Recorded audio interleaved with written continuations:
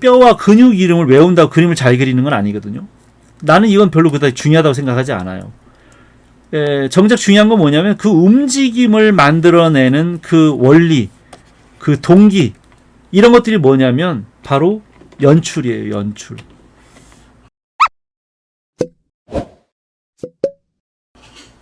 연기 연출, 또 뭐 장면 연출, 이런 거죠. 그러니까 결국은 내가 생각하는 이 해부학을 공부하는 이유는 단순히 그림을 예쁘게 그리는 게 아니라 연출을 하기 위한 거예요. 근데 이 연출을 왜 합니까? 내가 하고 싶은 이야기를 표현하기 위해서 그런 거예요. 뭘로? 시각 미디어로. 그죠? 만화나 애니메이션이나 일러스트나 뭐 동양화나 서양화나 뭐 이런 거죠. 어쨌든 기본적으로 우리는 시각 미디어를 기본적으로 하고 있기 때문에 내가 생각하는 그 이야기를 연출력을 키워서 하는 거예요. 그래서 이야기를 보여주는 거죠. 우리는 이야기를 보여주기예요. 근데 대부분의 학생들은 그 이야기를 보여주는 데에 생각을 하지 않고 그냥 미소녀만 그리는 거죠. 그냥 미소녀를 그냥 예쁘면 다인 거예요. 예쁘다. 이상도 이하도 없는 거예요. 이게 다 끝. 그러니까 뭘 더 할 이유가 없는 거죠. 왜 머리 아프게 이걸 왜 하겠어요? 예쁘게 그리면 되는데 그냥 머리카락과 옷주름만 잘 그리면 되고 색깔 잘 칠하면 되지. 그 이후에 뭘 움직임이 어떻거나 그 연기가 뭐가 중요하겠어요. 그 다음에 뭐 장면이 뭐가 중요하겠어요. 그냥 예쁘게만 그리면 되는데 다 얼짱 각도로 다 얼굴 반듯하게 그냥 머리 길이, 머리 색깔, 옷 길이, 옷 색깔, 모양 이런 것만 달라지면 되는 거라서 그거를 너무나 많은 친구들이 계속 젊은 청춘을 낭비해가면서 다 똑같은 그림을 계속 양산해내고 있다라는 생각을 하는 거죠. 자, 더 얘기하면 맨날 똑같은 얘기만 한다 그러죠. 그럴까봐 좀 그렇긴 한데 어쨌든 제일 중요한 거는 이야기를 보여주기 위해서 그렇죠? 이야기를 그러니까 잘이라는 건 뭐예요? 재미있게. 이야기를 재미있게 보여주려다 보니 그림을 잘 그려야 재밌잖아요. 연출을 잘해야 재밌잖아요. 그죠? 그러기 위해서 그 연기를 공부하는 거예요. 우리가 뭐 영화를 볼 때 배우들의 연기가 그래서 중요한 거잖아요. 이야기가 아무리 좋으면 뭐예요? 연기를 못하면 꽝인데. 바로 그런 거죠. 그래서 음악을 하는 사람들은 당연히 음악 공부를 잘 해야 되지만 피아노를 잘 쳐야 되고 자기가 갖고 있는 악기를 잘 다뤄야 되고 운동선수들은 당연히 기본 체력이 좋아야 되듯이 반드시 드로잉은 잘 해야 한다. 그 드로잉을 잘 하려다 보니 해부학은 반드시 해야 한다. 뭐 이런 거죠. 자, 그래서 떼놓고 할 수 없다라고 생각하는 게 이제 내 생각인 거고요. 한 가지에만 집중한다? 그건 아닌 것 같아요. 이게 두 개를 떼어놓고 할 수 없기 때문에 두 개가 붙어 있는 한 몸이라고 생각하시는 게 맞다라고 생각을 하는 거예요. 근데 조금 더 가서 뭐 연기 연출을 해가면서 뭐 장면 연출해가면서 이건 조금 좀 다른 문제라서 단계가. 그러나 해부학과 포스트 드로잉은 그냥 동명이인이다. 그냥 동일 인물이다라고 생각하시는 게 맞다라고 생각을 합니다.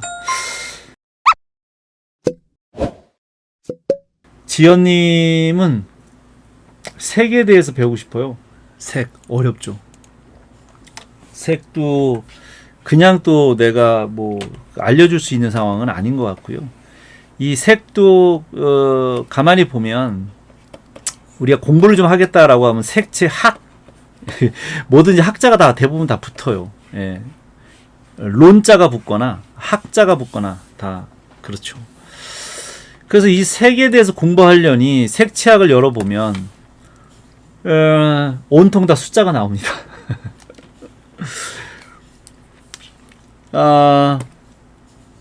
근데 꼭 그렇게 접근을 그렇게 하는 것만 있는 건 아니라고 봐요. 나 같은 경우도 그 만세의 색상환에 있는 뭐 숫자를 가지고 또 우리가 여러 가지 지금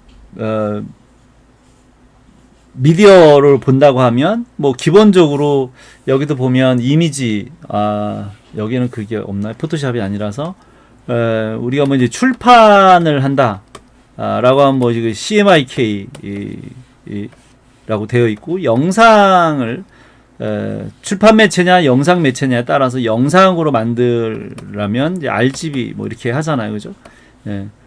알고 있죠? CMI 그 다음에 RGB 이렇게 있는데 사실은 이게 다 온통 다 숫자로 되어 있어요. 사실은 수민님이 지금 숫자요? 캐션 마크를 했는데 색채학은 원래 기본적으로 전부터 다 숫자로 이야기를 대부분 많이 해요. 그래서 난 그걸 얘기할 수 있는 사람은 아니에요. 난 그쪽을 공부하지 않았고, 나도 대학 때 배우긴 했는데 기억도 안 나고 별로 되새기고 싶진 않아요.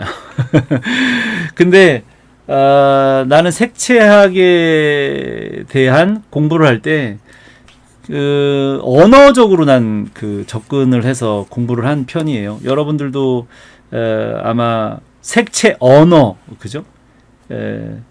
라는 거를 이제 들어봤을 거예요. 색채 언어, 그죠? 그러니까 심미적으로 접근을 하는 거예요. 그 색이 갖고 있는 언어가 무엇이냐, 그죠? 여러분들도 다 뭐 익히 공부하지 않아도 다 직관적으로 느낄 수 있는 그런 언어들이죠.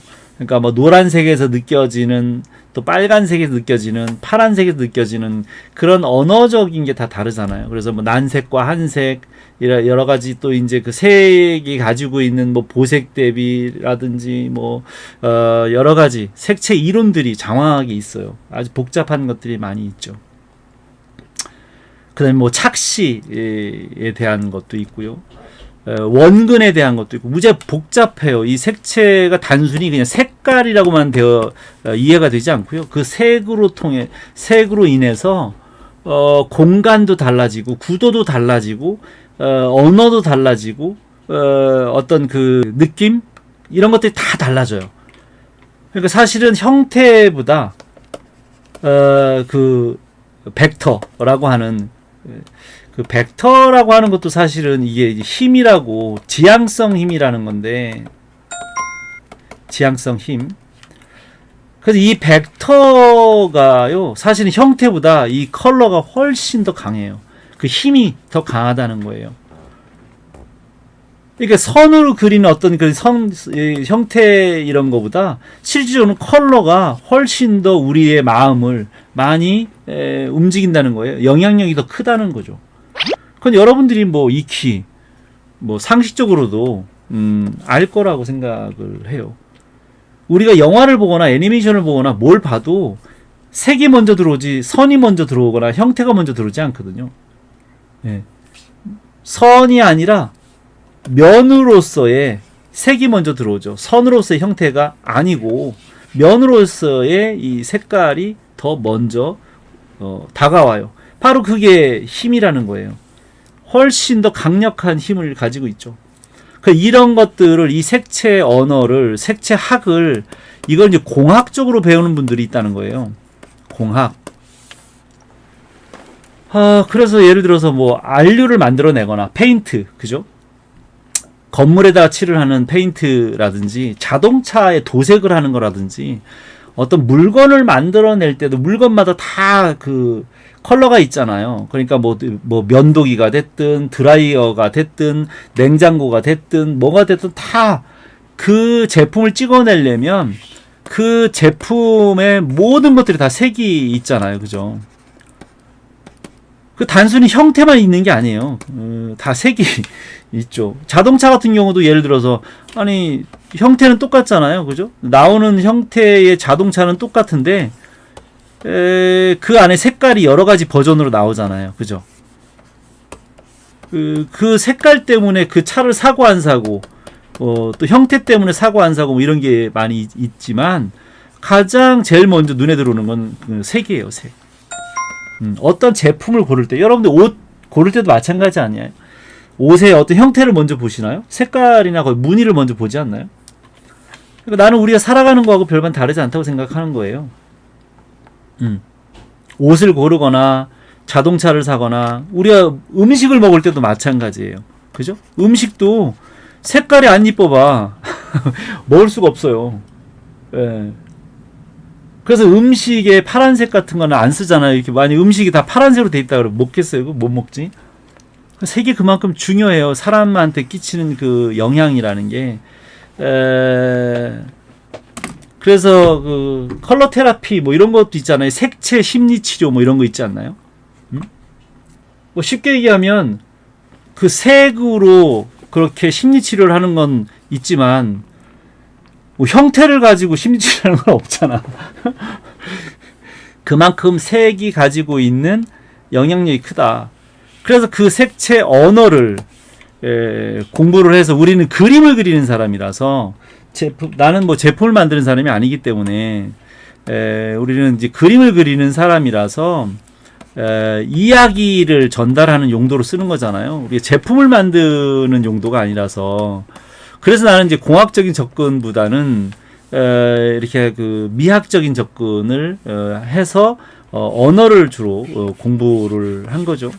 그래서 이제 그 색채 언어 그것들이 이제 필요한 것들이 바로 이제 뭐 캐릭터를 디자인한다거나 배경 디자인을 하거나 소품 디자인을 하거나 효과 디자인을 하거나 이렇게 이제 쓰이죠. 그럼 이것들을 이제 모델이라고 하는데 이 모델 디자인을 한 걸 가지고 뭘 하겠습니까? 캐릭터 당연히 연기를 하기 위한 거죠. 연기 연출. 캐릭터라고 하는 것 자체가 그 캐릭터가 가지고 있는 성격, 그죠? 성격, 개성, 어떤 그 캐릭터만이 가지고 있는 어떤 뭐 가치관, 뭐 직위, 뭐 여러 가지 제반 조건까지 다 담아낼 수 있는 것들을 이제 디자인을 이제 그렇게 하는 거죠.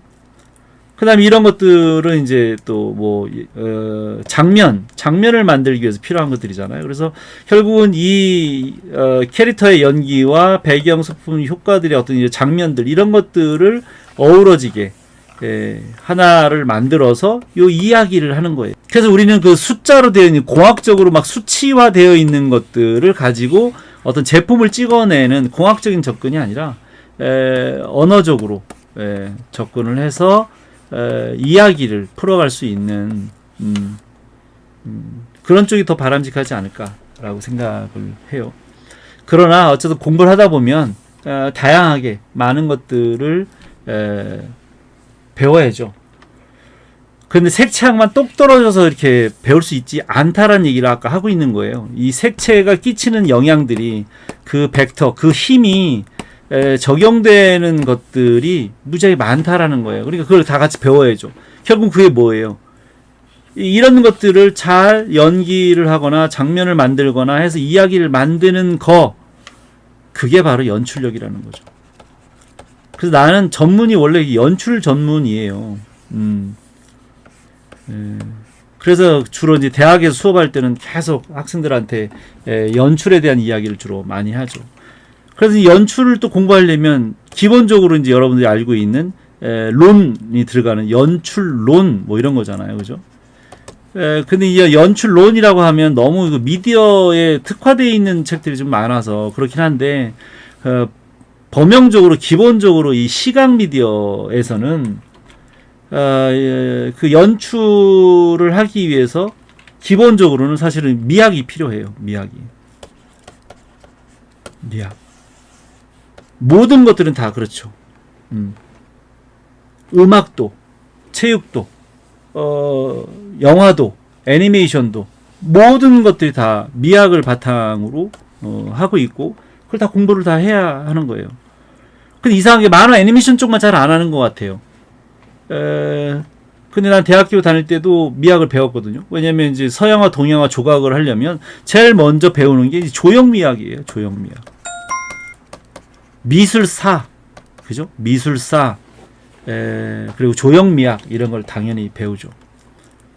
여러분들도 사실은 만화사, 애니메이션사, 역사를 배워야 되는 거예요. 원래는 영화사까지 유사한 컨텐츠 분야이기 때문에. 그래서 이제 애니메이션은 당연히 움직이고 영화도 당연히 움직이지만 이제 만화도 웹툰도 다 움직이잖아요. 모션 코믹스, 일러스트도 다 움직이잖아요.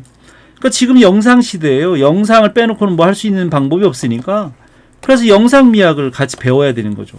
그래서 이 미학의 그 시각 미디어, 시각을 다루는 뭐 다른 미학은 다 빼고요. 우리가 뭐 지금 철학을 할 것도 아니고 문학을 할 것도 아니고 체육이나 음악을 할 게 아니기 때문에 시각 미디어를 다루는 입장에서의 미학을 따진다고 하면 이 조형 미학과 영상 미학을 배워야 된다라는 거죠. 그리고 이제 그 미디어에 특화된 연출론도 물론 같이 배워야 되죠. 그래서 내가 이거 또 얘기하면 또 너무 또 장사꾼 같아서 그럴 것 같아서 좀 그렇긴 한데 그래서 이제 내가 여기 설당우에도 올려놨듯이 연출 미학이라고 하는 강의를 이제 한 2년 정도 했었죠. 여기 연출 미학이라고 하는 걸 했었죠.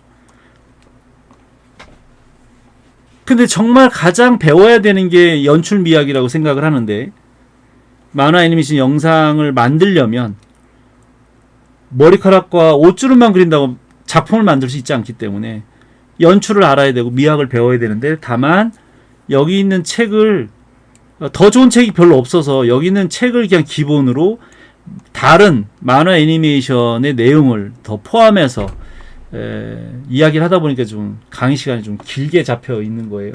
저것만 가르치는 게 아니고. 그래서 이제 연출 미학을 배워야 된다라고 난 무엇을 이야기해도 이거보다 더 중요한 건 없다라고 난 늘 강조하지만 학생들이 원하는 건 그게 아니죠. 학생들이 원하는 거는 늘 미소녀 그리는 거라서 내가 여러분들한테 정말 도움이 될 거야 라고 이야기하는 것과 여러분들이 원하는 것에 대한 그 니즈가 달라요. 그래서 어쩌겠어요. 내가 포기를 해야지. 그래도 뭐 한두 명 정도가 듣겠다고 연락이 왔는데 미안하지만 기다려 달라. 애들이 뭐 없으면 개강을 할 수가 없다. 그렇게 그냥 밀어놨어요. 좀 더 기다려 봐야겠지만 내가 보기에는 개강하기 어려울 것 같아요. 학생들이 별로 머리 아픈 걸 배우고 싶어 하지 않아요. 그냥 재밌게 예쁘게 그냥 그리고 싶어 하지 연출을 배우고 해서 뭐 내가 언제 써먹을까 이런 생각을 하는 거죠. 그래서 당연히 가장 강력한 색채 언어를 공부해야 한다. 그렇지 않으면 우리는 시각 미디어를 다룰 수가 없다.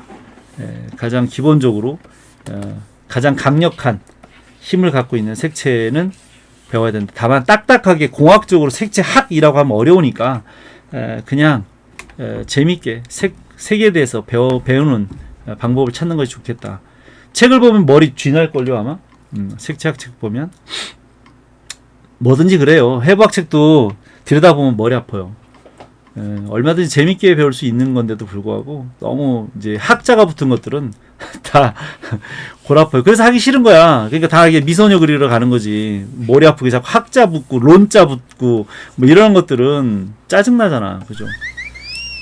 나도 이해합니다. 나도 짜증나 사실. 하기 싫어. 론 너무 싫어요. 근데 나도 싫지만 그림을 잘 그리고 싶다 보니까 하게 되더라고요. 그래서 요령을 피워서 가는 거예요. 아까도 얘기한 것처럼 공학적인 쪽은 빼는 거예요. 아까도 인체 공학, 색채 공학 이런 거는 다 빼고 그냥 쉽게 좀 언어적으로 심미적으로 이렇게 시각적으로만 다룰 수 있는 그런 쪽으로 그냥 그림 그리는 쪽으로 공부를 한 사람이라서 나도 여러분들한테 막 대단하게 막 학술적으로 그렇게 이야기를 대단하게 할 수 있는 사람은 아니에요. 나도 어차피 그림 그리는 환쟁이 출신이라서 다만 이제 작품을 좀 만들고 싶다 보니까 공부를 안 할 수가 없더라고요. 손만 가지고 작품을 할 수 없잖아요. 그죠?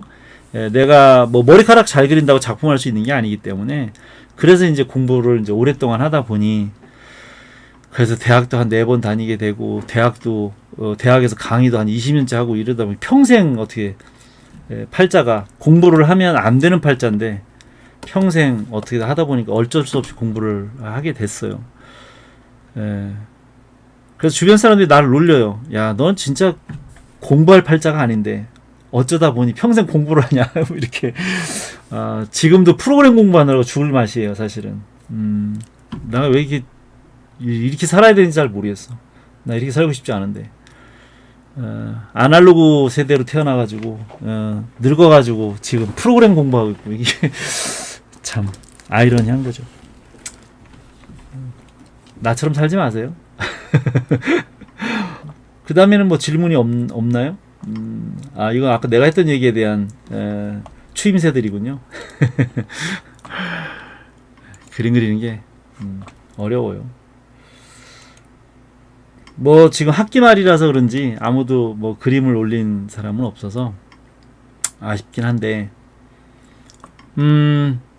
뭐 지금 포스 드로잉과 컬러에 대해서 이야기를 했고, 또 다른 궁금한 점 있나요?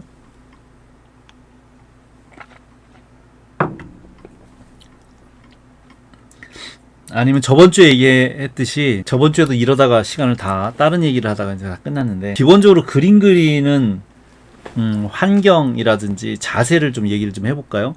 뭐 강의 준비를 미리 한 것이 아니다 보니까 두서없이 이야기를 할 수도 있긴 한데, 자, 그림 그리기 아주 기본적인 것들인데, 글쎄요, 유튜브에서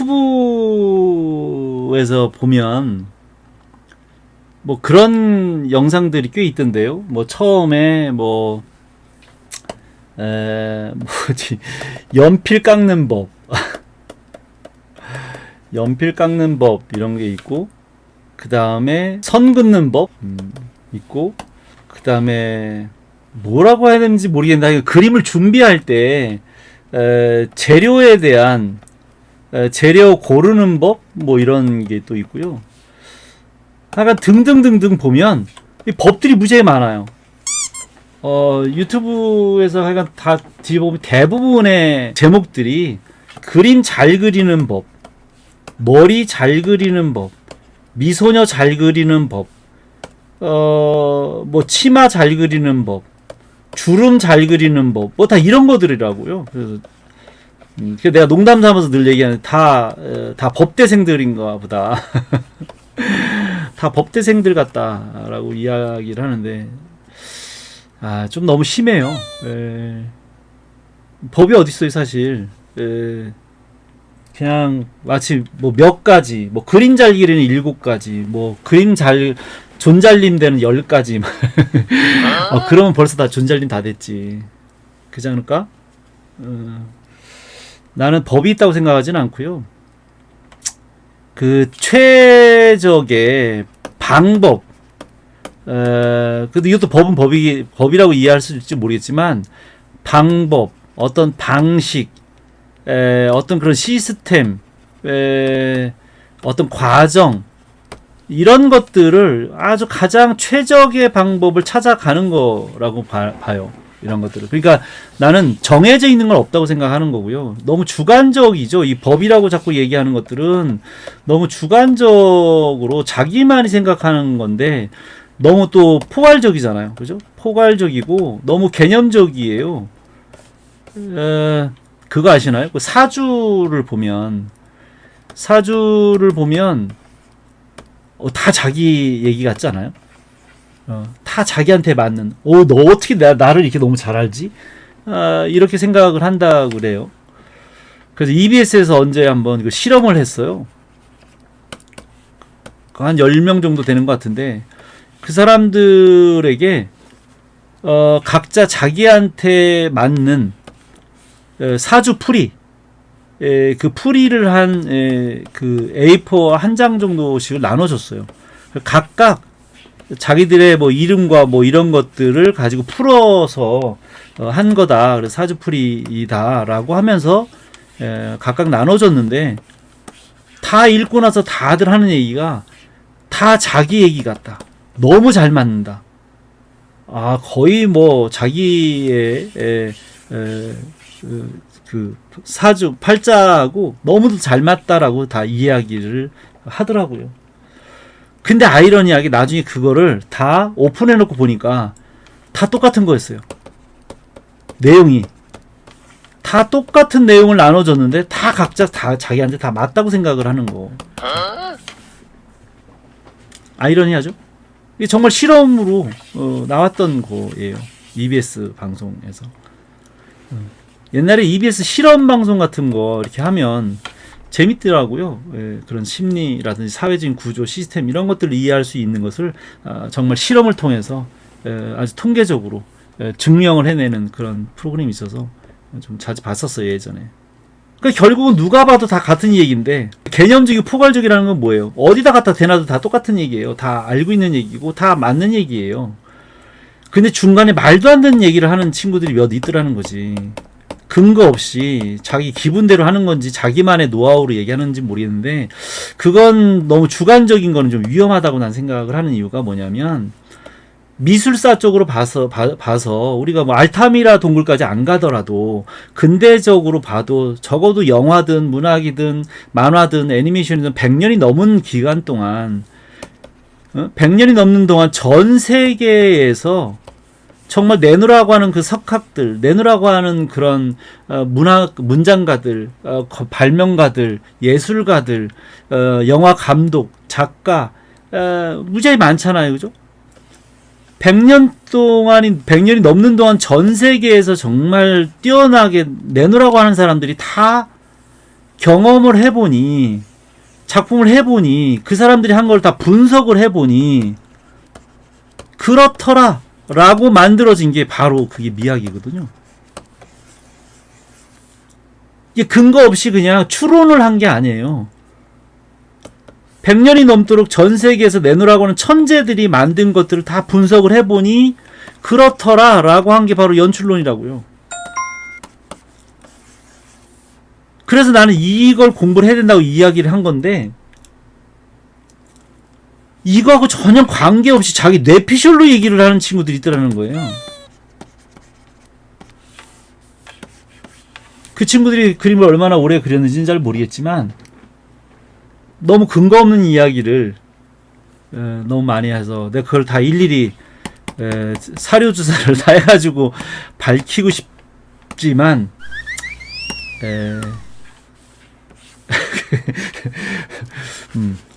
프라이드 침해가 될까요? 뭐 어쨌든 뭐 그렇게 되고 싶지 않아서 안 하는 것뿐인데 가끔 어떤 분은 너무 화가 났는지 그렇게 하시는 분이 있더라고요. 어떤 유튜버가 이러이러하게 하던데 그건 근거가 없다. 이런 게 맞다라고 이야기하시는 전문가가 있더라고요. 그런 분들이 있어야죠. 필요하죠. 왜냐하면 전국의 많은 사람들을 대상으로 근거 없는 얘기를 하면 안 되잖아요. 책임감이 따르니까. 근데 이럴 수는 있죠. 몰라서 그러는 건 어쩔 수 없어. 몰라서. 나도 그래요. 여러분들한테 얘기하다가 뭐 말도 안 되는 소리야 이럴 수 있어요. 그건 내가 무식해서 그런 거니까 이해해 주세요. 그건 내가 무식해서 그런 거지 일부러 여러분들을 사기치려고 그러는 건 아니니까. 나도 모르는 게 많으니까 이해를 좀 하고요. 자, 그래서 어쨌든 방법은 여러 가지 여러 가지 방식이 있죠. 철칙이라는 게 있는 게 아니기 때문에. 근데 이제 그게 가장 최적의 방식이 무엇일까를 가만히 생각해 보자면 그 정답이 하나만 있을 수 없다. 왜냐하면 미디어가 워낙 다양하니까. 그래서 나는 드로잉을 하더라도 앞에다가 꼭 그걸 붙였어요. 만화 애니메이션 포스 드로잉이라고. 만화 애니메이션이라고 꼭 붙여놨다는 거예요. 특히 애니메이션 움직이려면 포스 드로잉을 하는 것이 좋다. 이렇게 이야기를 하는 거예요. 근데 다들 그런 거 없이 그냥 이야기들을 하시더라고요. 예를 들면 그림을 어떻게 그리면 좋은가요? 라고 질문을 했더니 그 한 유튜버가 어마어마한 그 구독자가 있는 사람이 그리고 싶은 대로 그리세요 라고 얘기를 하더라고요. 아 진짜 어이가 없어가지고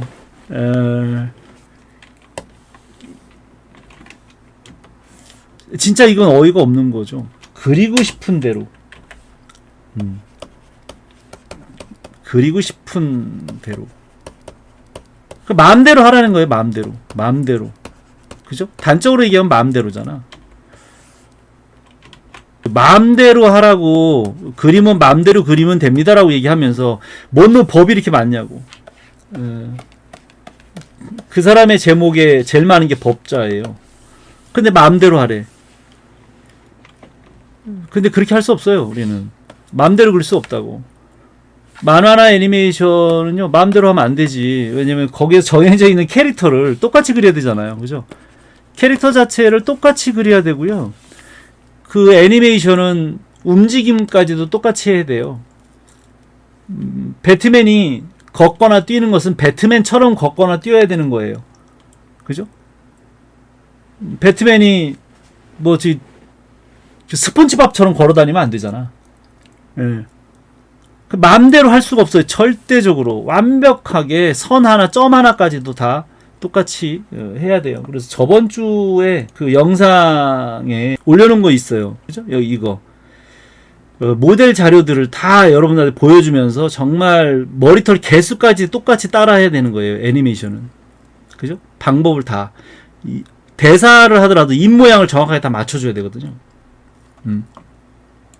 그래서 아무려면 뭐 애니메이션을 마음대로 하라고 얘기한 건 아니지만 마치 그림은 모두 다 그렇게 그리면 될 것처럼 이야기하면 안 된다.